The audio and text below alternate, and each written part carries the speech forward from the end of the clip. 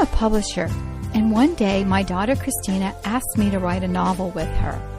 Well, that day was long ago, and that little girl is now an adult. But our novels live on. The Truth Seekers Mystery Series highlights a homeschool family, the Murphy teens, in an action-adventure novel that is sure to entertain as well as teach creation truths. To get your copy, visit our website at truthseekersmysteryseries.com.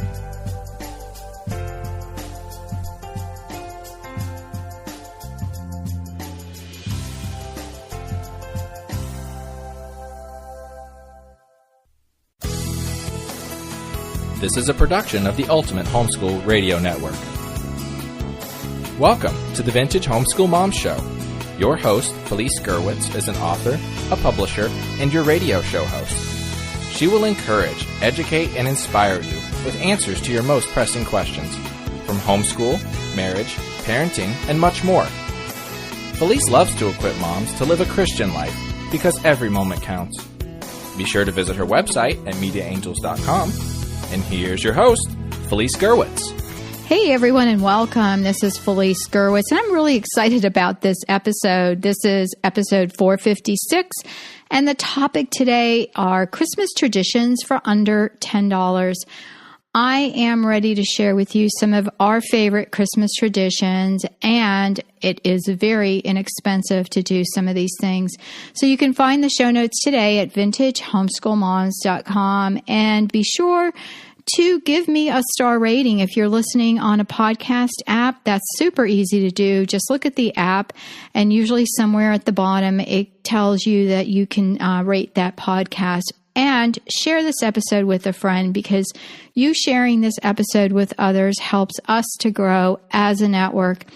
And if you want to know more about some of my books and products, you can go to the Media Angels website at mediaangels.com and look for our deep discounts on our store. It's mediaangels.com/store if you want some print books. And I have lots of digital products as well. And if you want the freebies that we give away each and every month, you can subscribe to our email list at the Ultimate Homeschool Podcast Network. Well, what is a holiday tradition? My definition is one where your family celebrates year after year the same thing.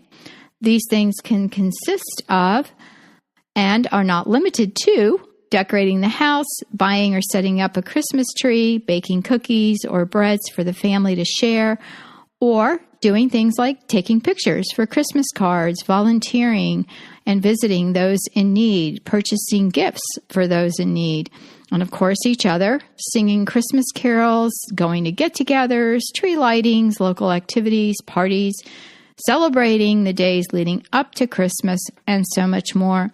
What is on your Christmas tradition list? This is a place to start.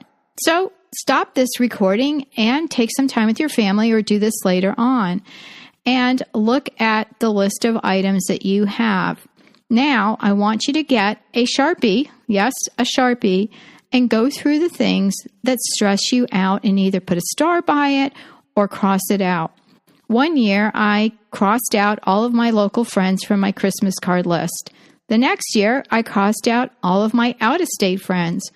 Why? Because Christmas cards gave me so much stress, because, of course, I had to go all out. We had to take the family picture. We had to write the Christmas letter, and I wanted everyone to contribute and say what they wanted me to say in the letter, or then they would read it and say, well, why did you say this? And why did you tell people that? So everybody contributed, and then it just got into this overblown thing. And I didn't even send a Christmas letter to everyone, just the family. So I decided that I was going to just keep it to our personal, and immediate family. And I realized that the Christmas letter was very important, especially to our relatives that are up north. So what is it that is stressing you? If it's baking for the whole world, you may want to just cut it down to, your CPA or your hairstylist or someone that, is your neighbor. But, just look at that and see what's going to work for you. And, when your traditions are, set in stone and you do them every year, things are going to change as the kids get older. I know that as my kids grew up, that we changed some things around. And also, when I was growing up, we didn't have a real tree. We had a artificial tree, but once I was married, I learned that that was not allowed. And so we had a live tree each and every year. And as the years went by, our traditions began to change because once my kids were in college and they went to out-of-state schools, they would be home for Thanksgiving and often have to go back to college for two or three more weeks. And so we ended up buying our Christmas tree Thanksgiving weekend. And so because, there was such a short amount of time, we ended up going to our favorite local restaurant for breakfast. Then we went out and picked out a tree, came home, decorated, pretty much all day. And then that evening we went to church and then out to dinner. So it was a really full day. And then I usually finished up. It would take me like the rest of the week to kind of finish up because then they were flying back to school on Sunday.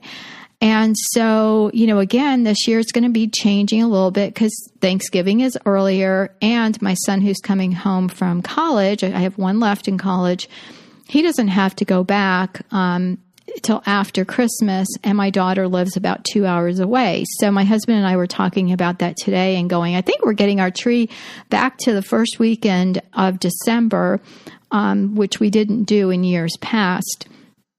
So your traditions are going to change too, depending on your family. Christmas traditions for our family always revolved around faith, and that is something that I consider very important. Our focus was the celebration with the countdown to Christmas, and of course, a lot of decorations that focused on the nativity. So we would pray using an Advent wreath, and we would pray about each of the scriptures each evening and light one candle as we counted down to Christmas. And then normally we would talk about what we were thankful for. The children made a decorated wreath one year as a craft at church, and we used it for many, many years to come. I mean, later I ended up buying a more expensive one. But that just gives you an idea of what you can do, and it also helps you with your budget. And candles can cost less than $10. You can find, we use 3 purple and then 1 pink, and then there's a white candle to be lit on Christmas Day. And my favorite book, I have a link on the show notes for today's episode, which is 456 Christmas Traditions Under $10. You can find my favorite book, which is The Seasons of Light, which is available on the Christian Books website and, christianbook.com. That is more than $10, but you may be able to find it on sale. There are many other holiday traditions that we cherish. And again, as life goes on, they will change. And spending time with family is precious and should be treasured. Because now all of my in-laws and our, immediate extended family that is older, aunts and uncles, my parents, they're gone. And so now I think I look back on the holidays a little bit bittersweet because, things have now extremely changed, as people have gone to be with the Lord. And I remember as a young mom, I wanted to create my own holiday memories with my new husband. And his family lived here in town, and my family were about 2 hours away. And so because we saw his family very often, and my parents owned a restaurant and couldn't get away as much, we had talked about spending our holidays, such as Thanksgiving and Christmas, with my parents.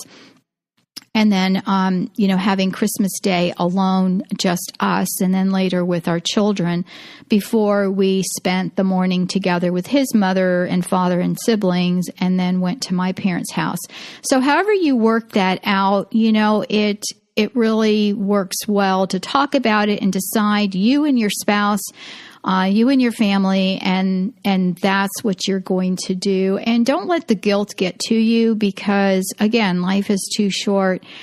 Later, when my parents retired, they ended up coming and living close by, 30 minutes away instead of 2 hours. And then at that point in time, our house was large enough where we ended up hosting the holidays here, so both sides of the family could come and everyone was together, and we still do that.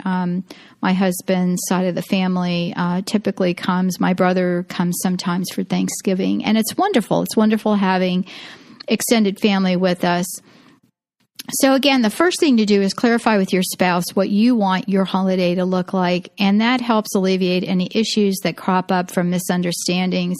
And I always made a point to look at things in a realistic way, realizing the fact is, friends, you cannot make everyone happy all the time, whether that's your own family or extended. And another thing I want to advise you on as I get ready to share my list here with you, and that is to really try hard not to let your feelings get hurt, because so many things have been said through the years. Now everybody's gone, and, you know, it's just, it wasn't worth it then, and it isn't worth it now to let your feelings get super hurt. And if there is a situation that you need to address, you address it. But I've been married for over 42 years, and I'm going to tell you that it's so much easier when you talk to your spouse about things rather than letting them build up. Another thing is to ask your children what they want to do to create Christmas memories, and you might be surprised at what they say. So here's a list of Christmas activities under $10. The first for us is the Advent wreath. The kids can make one easily. There are many directions online, and like I said, the candles are inexpensive. And lighting one candle each evening, reading the scripture verses, and praying really helps us to focus on the true meaning of Christmas. The second is carolings. Even if you're not going somewhere to Christmas carol, you can, sing songs as a family and around the campfire, invite friends over who can play the guitar. If you're up north and you're going to be indoors, someone who can play the piano or even sing a cappella. I mean, who cares how good you sing? And of course, there's always, an app that has music and you can sing along with that. The third is, for our family anyway, baking is a big part of our Christmas traditions. And then you can, use this as any extras that you want to give away for gifts for neighbors or family. The fourth for us was watching Christmas movies. There are favorites that make our list, and our favorites consist of Good King Wenceslas, It's a Wonderful Life, Miracle on 34th Street, The Star, and my favorite, The Nativity. Again, there are so many wonderful Christmas movies that you can watch that really focus on the true meaning of Christmas. And of course, there are the 500 Hallmark movies, which have seemed to have gotten worse through the years. There are a few that are our favorites that we watch over and over again, such as The Christmas Card, and The Most Wonderful Time of the Year is another one. Secret Santa. In larger families, there's often a gift exchange with one person. You can draw the person's name out of a hat and just purchase the gift for one person, or you can make a gift and then someone else draws your name and you get a gift from them. And this can be done on top of gift giving if you want to do something special. And instead of buying a gift, what you would do is acts of kindness. And so the person wouldn't know who you are until Christmas morning. And then you would share that you were their, secret Santa or, secret angel or whatever you want to call it, Christmas angel. The sixth is volunteering. This is free to you and such a blessing for those in need. If you don't have time to volunteer, what you can do is collect food that you can donate, and that's wonderful as well. The seventh is holiday decorations. This can be anything like the traditional popcorn strings or paper wreaths and paper chains. We actually made those at Thanksgiving time. I made them with my grandchildren, and I had little stickers that I made with some Thanksgiving-ish sayings and, little prayers and blessings. Another thing the kids can do for decorations is to have pictures that they either make or you can take of them and the date and make Christmas ornaments out of them. Again, nothing fancy, but it's so fun each year to put up the pictures of the children year after year. And then also, just having other decorations that they can make, especially if they are or you are, really into crafts, because I think some of the most beautiful trees are the ones that have the homemade decorations on them. The 8th thing is to play games. Now, my family turns everything into a competition with a dual, checkered boards and chess games going at the same time, and then the winners are in the playoffs. Or you can learn a new game as a family. So again, something you already have around the house. Number 9 is make a gingerbread house. If you make your own homemade dough, it is not very expensive, and then you can get some candy and make that. There are tons of tutorials online, and the only thing I would say to you is don't make the dough too thick. You don't want it too thin because, it will crack, but if it's too thick, and believe me, I know, it's hard to get it to stand. So, we even had my contractor husband one year trying to brace it up because it was just too heavy. The 10th is scavenger hunts. The kids broke up into teams, with the younger ones teaming up with the older ones. And so, first of all, they would have some kind of dollar gift or a homemade gift, and they would hide it. And then they would send, each person would have a set of clues, like at least 10, because that makes it fun. And then the 2 groups would, take turns sharing their clues. And then the next clue is at the next destination. So I've done some podcasts on scavenger hunts, and they're really fun. This is something we even did for birthday gifts, especially in years when we didn't have as many gifts. So I would hide them somewhere in a closet or under a cloth somewhere, and then the kids would have all these different clues. I would even send them outside, to find the next clue on a tree, and then to come back in, and then it would be, in a bedroom closet. But it was really fun, and then that was as much fun as getting the gifts. Number 11 is you can use something like a Groupon or Yelp to find happenings in your local area. I did that really quick search, and it was amazing how many things came up. And a lot of things, especially on the local sites, are free. A lot of the television networks have, things listed because they want you on their network page. So it could be like Christmas tree lighting, or even like the best places, to get hot cocoa. Number 12 is to take a drive with your family through the different neighborhoods that are, totally decorated for Christmas. For the longest time, one of our close neighbors had 5 acres, and they decorated it so much so that people could park their cars and walk through their yard.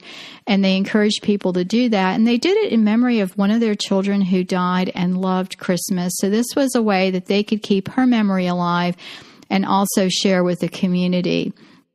And they did this for many years until one of the hurricanes destroyed a lot of their decorations, which they had purchased throughout the years, and I'm sure were very costly.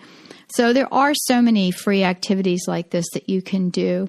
The 13th is outdoor activities, such as building a fort or a snowman. Of course, this is if you live up north.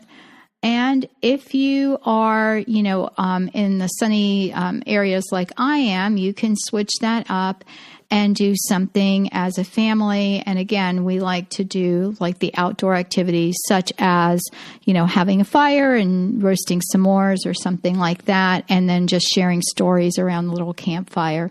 So whatever that outdoor activity is for you. The next point I have is number 14, and it's a little bit different, and it's a grateful journal. Now, I started one years and years ago before I even heard that was a thing, and then I learned that they're all over the place. So you can do this beginning December 1st or even the week leading up to Christmas, whenever you want to start this. And each evening you can take turns sharing what you're grateful for, and one person can write it down in the journal, or each person can write it sometime during the day, and then that evening you can read it, however you want to do it. And then, you share that evening what everyone is grateful for. And each day it's something different. So that really gives the kids a chance to think each day, okay, I'm going to share something that I'm grateful for. So I need to be in that frame of mind of, thinking about what I'm going to be grateful for. Number 15, the hot chocolate and marshmallows and a good Christmas story. So As I shared with you earlier, we read from the scriptures when we do our Advent wreath, but also reading from the scriptures in the Gospel of Luke is a wonderful way for you to really focus on the true meaning of Christmas. And if you have a very, good Christmas book that you want to read as a family, do that one day. The 16th is to send cards out to those who are in need, or, even to the military. This I know needs to be done way sooner than I'm sharing this with you. But again, this is something you can do next year. You can call your local recruiting office, or if you know someone has a child, that is in the military, then you can ask them. My son is going to be enlisting at the end of next school year in 2022. And so I probably will do a podcast on this topic next year. Number 17, listen to audiobooks together as a family. The public library has access to all kinds of audiobooks that are free, and that's something that you can do. Number 18, the blessing game. One year, I created an activity for my family, and I handed them slips of paper, one for each person in our household, and it already had their name on it, and they were to write what they believed was this person's God-given gift. For example, hospitality or generosity, charity or joy, and so forth. And I went through some of them ahead of time and why they thought this. So then each person added the slip into one envelope that was addressed to that person. And on Christmas Day, we each got our envelope with what everyone in the family thought was our special gift. And then what I loved was I use them as bookmarks. So, you can do this ahead of time. If you want to get fancy and make little bookmarks, you can, and then have everyone write on the back what they think that person's special gift is. And for the younger kids, you may want to give them a list and go over what it means to help them out. The next thing is number 19, a prayer before you open presents. This was one of our traditions. So we would say a prayer in the morning on Christmas Day, and then we would find baby Jesus, and later on what was added to that was the Christmas pickle, because we got that as a gift one year from one of the aunts. So the evening before, my husband and I, we would hide baby Jesus somewhere in a different part of the house, and then the next morning the children had to wait for a prayer, and then they could go look for baby Jesus and put him back in the manger before we opened any Christmas presents. Again, this was so that the kids could at least focus for a brief moment in time on the main reason that we celebrate Christmas. And then the Christmas pickle that was a gift, that was used it's hanging on the tree. And my same son seems to find it every year, even as they've gotten older. But then he is the one that starts us opening presents, which takes us to number 20, and that is taking turns opening gifts. There is so much time and effort and money. And, if we're making gifts, it just seems like I missed half the kids opening their presents. So, in larger families, it takes forever, but we would each take a turn opening our gifts. And then, I would always explain ahead of time. I'm really big on setting my kids up for success and not failure. So I would say to them, you're not going to get the same exact number of gifts, because sometimes one gift is more expensive than the other. So it takes 3 gifts for someone else to equal your one gift. And my kids were okay with that. Nobody ever said, I'm sitting here not opening any presents. So that person who might be sitting there with not as many gifts, if they got something more expensive, then they would be the one passing out gifts. So you work it out through the years. But anyway, what I learned was that it was just so much more, encouraging and special for us to be able to see each person open a gift and to see that they really appreciated it.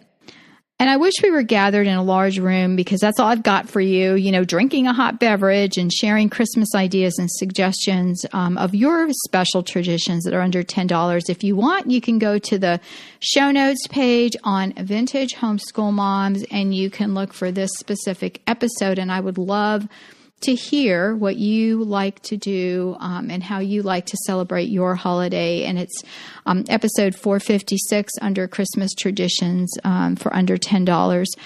And then you can share with us, but I would just love to hear from each of you. And this is one of the things I love podcasting, but I really miss the homeschool conferences like I used to do every year in the past.